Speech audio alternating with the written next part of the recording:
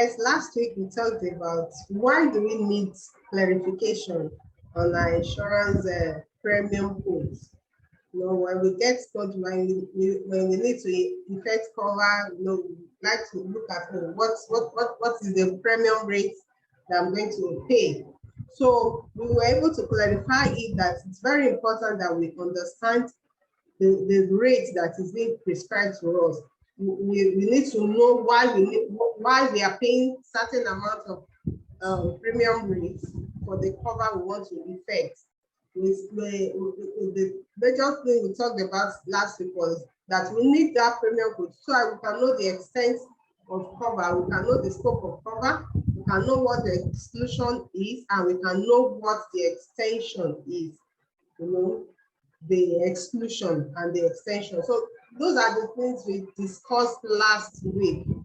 So I want to appreciate everyone that has been joining me since the beginning of this program. So this evening, we'll be looking at another topic. You know, this topic is a salient topic, but not two people put mind at it. Days of grace. A lot of people don't even know that there's something called days of grace in insurance policy. Well, not all insurance policies include days of grace. It depends on the policy wording, but most insurance policies always include days of grace. I'm sure a lot of us, when we look at days of grace, just glide through and we don't really put our mind at it. So this is we want to discuss how the insured could benefit from the days of grace and what exactly this days, what do we mean by days of grace? When we come back, when next we pick up insurance policy and we look at days of grace, let's try and pay attention to what that days of grace is talking about. As we all know, insurance premium are paid. What gives you that cover is the consideration you are paying. You know, just like every other contract, we all know that before there could be a valid contract, there will be, consideration is part of what makes a valid contract. So insurance contract is not an exception. So for you to effect a cover in an insurance contract, you pay your premium, and premium are actually paid before the cover is effected. So you pay premium in advance, then you have your cover. So for you to have a valid contract, you pay that premium. But let us now look at the purpose of days of grace in insurance policy. Just like I said, you know, most of us, we don't even know that days of grace exist in insurance policy. No, days of grace are few days. You know, when you have insured during your policy, you have paid just like I said, premium are paid ahead of time. So you know, when you have insured you have effected the cover, you have paid your premium for, let's say, for 1 year. If you are paying annually or you are paying monthly, let's look at annual, because most general business insurance will pay the premium annually. So if you have paid for one insurance year, now let's say you have paid your premium for in January 1st, you have paid your premium to cover between January 1st and December 31st. Now, by December 31st, before your policy lapse, you would have received renewal notice from your insurer or from your broker, depending on who is handling your insurance cover for you. You would have received the insurance renewal notice. Now, if the policy expires, you are taking the policy for 1st of January to 31st of December that year. Now you are expected to renew your policy the following year, 1st of January. Or the policy will end 31st of December. So you are expected to pay your premium before that. In fact, the most important is you are to pay before it's lapsed, before the end of the insurance period. Now, if you do not pay it for, let's say, it ends, the cover ends for 31st of December, right? Now, the latest day you have to pay should have been maybe that 31st or 1st of January the following year.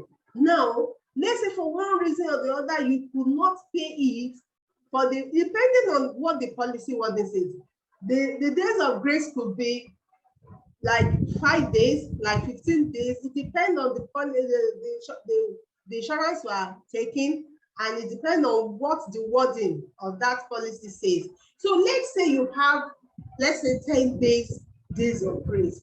What that means is that within that 10 days, you know, your insurance has lapsed for 31st of December. You know, we are working with the example of you take it from between 1st of January and 31st of December. Now your insurance has lapsed for 1st of December. Now, if you are yet to pay your insurance premium, let's work with the example. Let's say motor insurance.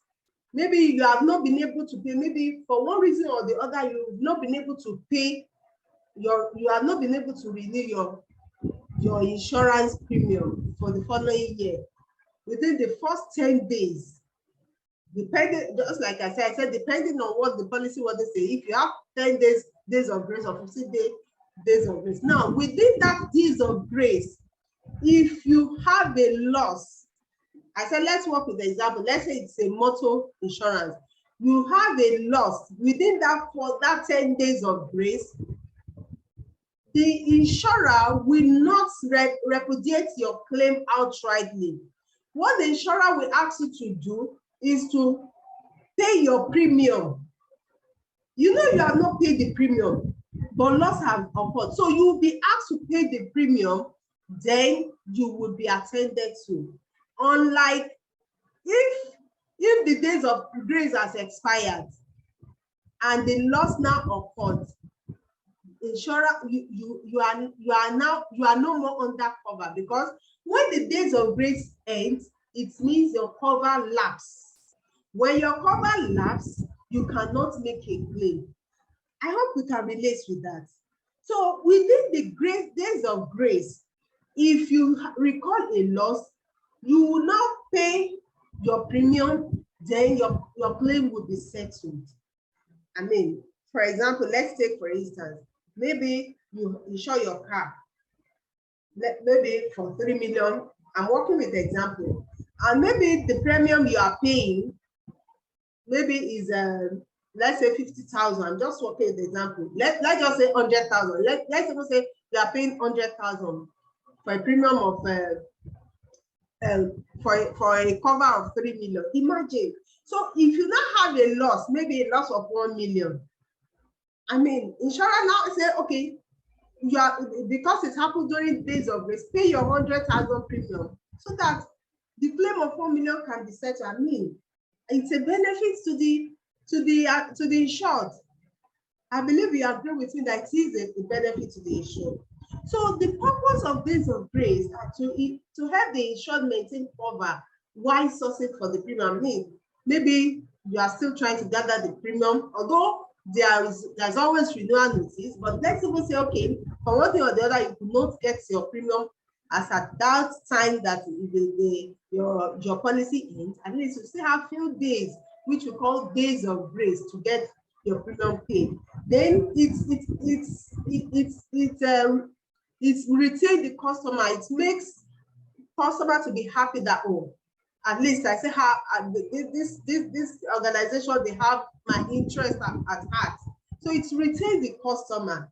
Then it prevents the cover from getting lapsed. That days of grace, between that days of grace, I mean, it's not that immediately your insurance period ends, your cover lapsed. No, at least you still have some days for it to be lapsed, to get lapsed. When your cover lapsed, no claim will be attended to. I hope we can all relate with that. So those are the purpose of days of grace. So it's a benefit to the assured. Now let's look at scenario, how it works in life insurance policy. Like a life insurance policy, you have up to like 30 days most life policies will have like 30 days of grace. And what does this mean? These days of grace, although it is not to encourage the insured or the assured to lazy around or to be like a Jessica about paying his premium, but it is just there just in case, like in case of life insurance. If maybe you effect a life insurance policy on yourself and maybe the policy now lapses, and within that, before you renew it, before you pay the renewal, you pay the premium again for renewal, and within that 30 days of grace, if loss occur, that is, if the assured dies, because if it falls within that days of grace, the beneficiary will still be entitled to the proceeds of that policy. If it falls within the grace of grace of the days of grace, but the beneficiary will not enjoy the benefits again if the days of grace is over, if the policy has lapsed. Please, I hope you can all can relate with what I'm saying. If it happens within the days of grace, the beneficiary will still be attended to. The beneficiary will not be attended to only if the days of grace are over. So that is how it works. Days of grace, that is how it works in life insurance policy. So the next one is, how does it work in non-life? Just like as I've cited the example of motor insurance or any other general insurance business. It depends, just like I said, it depends on the wording of the policy, how the policy is worded. Now, if your policy that you have picked up, if it has days of grace in non-life insurance and your loss occur during the days of grace, you will be paid, because you are alive now. It is in the life policy that the assured is dead, right? But the non-life, is, if it is non-life, maybe your fire insurance. So for fire, you are still alive. You are alive. It happened. You will be asked. You will pay the premium. If it falls within the days of grace, you will pay the premium. Then your claim will be attended to. So the purpose of days of grace is just to, is to benefit the assured. Is for the assured to not to lose out outrightly. That your policy ends today and you cannot make loss the second, you cannot make claim the second day. So when your policy has days of grace, except your policy does not have days of grace. If it has days of grace, your insurer is under obligation to pay the loss or to attend to the claim if the claim falls within the days of grace. I believe we can relate with that. So now let's conclude it. Now the purpose of this days of grace, just like I said earlier, is not for the assured to just believe that don't worry, after I still have days of grace. When your policy, maybe your insurer has sent or your broker has sent you renewal notice that, dear Mr. So your policy will be expiring the next 10 days or the next 5 days. I still have this. No, it is not for you to be like a Jessica. It is not for you to just be negligent about it. The onus is on you to keep your policy renewed as at when due. It's just in case of maybe unforeseen, maybe circumstances for whatever. There's some situation that we may not be able to control. But as long as you can control the situation, it's always advisable for us to pay our premium as at when due. So to enjoy a no-claim discount after 5 years, it's always good to pay your premium as at when due, because if you make your policy to be getting lapsed before you renew it, you will have a smooth Like after 5 years, if you have done your insurance with a particular insurer, for 5 years, and you do not have cause to make a claim, you are entitled to a no claim discount after 5 years. That is if you always pay your premium as at when due. It does not lapse before you renew it. But if you are not allowing it to get lapsed before you renew it, no, you will not be able to have a smooth 5 year at a stretch. So it's always good to always pay your premium as at when due. In fact, it's always good to pay your premium before it is due. So to avoid a break of cover, it's always good to pay your premium before it is due. To maintain peace of mind. You know, when you once you renew your premium, you know that, oh, you settled that one, you face other obligation. I hope you can relate to that. No, you just face other obligation that, oh, I've settled that one. So it gives you that peace of mind when you always pay your premium as at when due, even before it is due. So you always, if fine, yes, there are days of grace. If you have picked up a policy and it is worded that, oh, you have days of grace, yes, it is good. But at the same time, we should always pay our premium as at when due, so that to keep our mind at peace, to know that yes, you have settled that and you are covered. But in case something happened, you could not pay as at when due, that days of grace is still a benefit to the assured. I hope you can all relate with that. So I want to leave out some time for question. If you have question, it's now time to ask our question. And if you are on Facebook, you can type your question so that I will respond to it later. Even if you are watching this, because you will still get to watch this recorded version some other time. If you are watching it later, if you have any question, you can as well ask a question. I will respond to that. Thank you, everyone. Please let's ask a question. If you do not have, okay, Mr. Peter, you are raising hands. Kindly unmute and ask your question, sir. Okay, thank you very much, Madam. Thank you, sir. Presentation is always wonderful. Thank you, sir. The question I want to ask is this day. I can't hear you, sir. Your network is gone. I cannot Yes, can you hear me now? Okay, you are back. Can you hear me now? I can hear you, sir.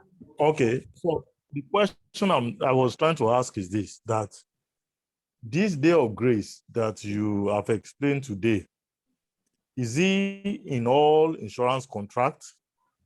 And if it is in all insurance contracts, whether stated or whether written in the policy or not written in the policy, is it applicable to all insurance contracts? That's the first question. Okay, sir. Okay, so the second question is that if this day of grace that you are talking about, if the broker that one is using refuse to take advantage of this, maybe you send the document. Let me give you an example. Okay. Within these 10 days that you said that the day of grace exists, you submitted the document to the broker. Maybe the incidents occur at the 9th day within these 10 days. You submitted to your broker that, look, this event had occurred, but the broker could not take it that day and took it maybe 3 days after.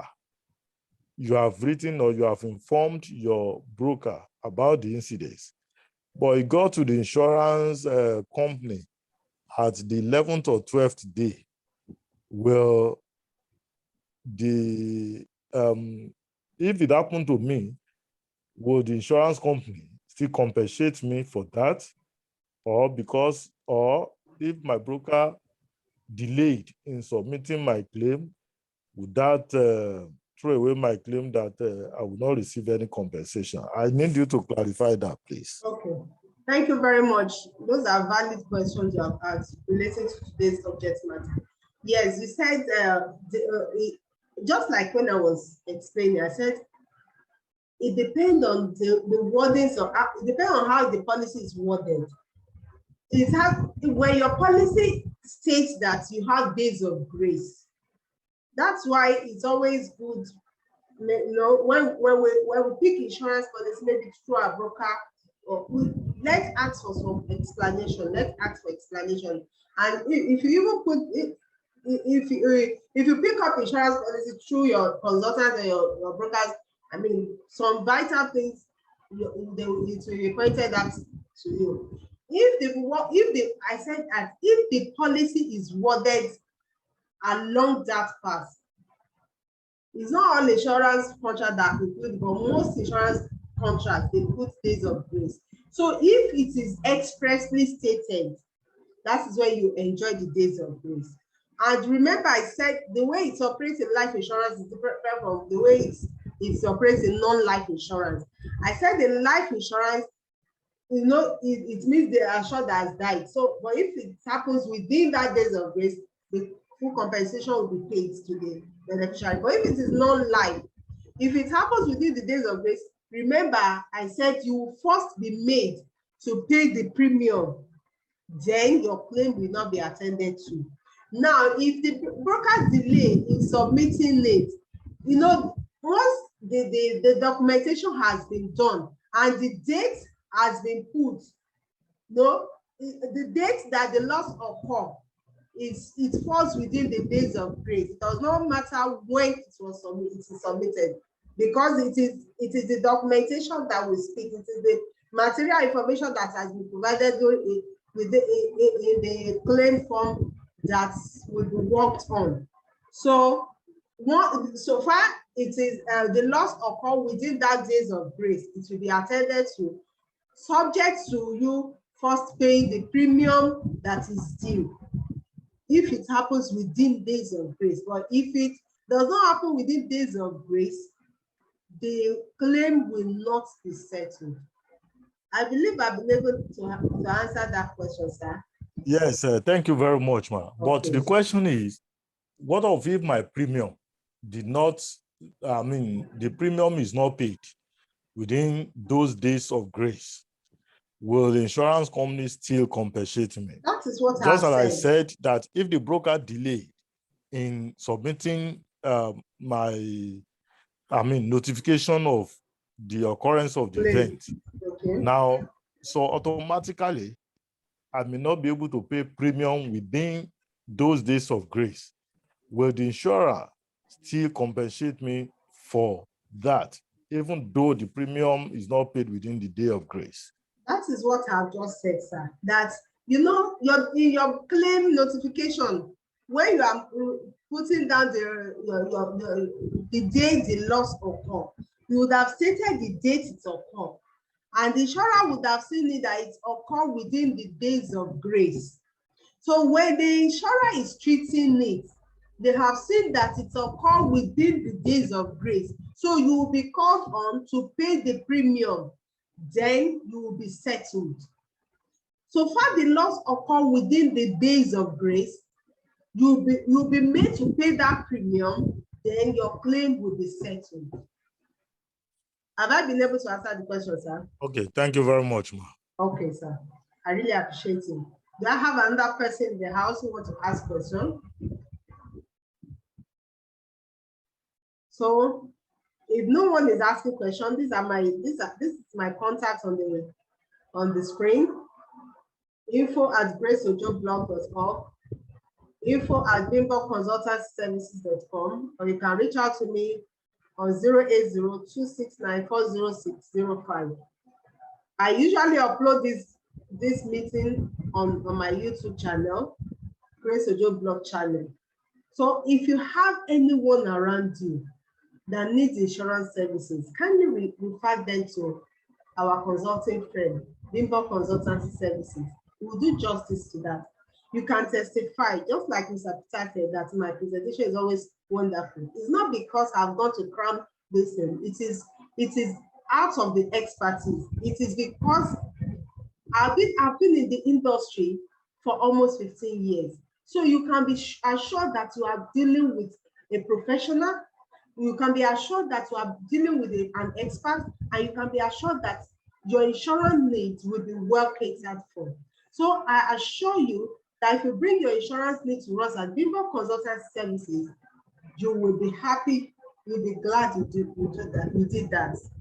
I really want to appreciate everyone that has always, following me on this program. Even those that used to watch this video later, I want to say thank you.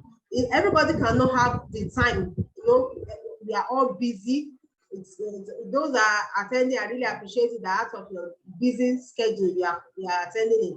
But there are some people that that always watch it later, much later, through on YouTube or the Facebook live that is recorded. So I want to appreciate everybody.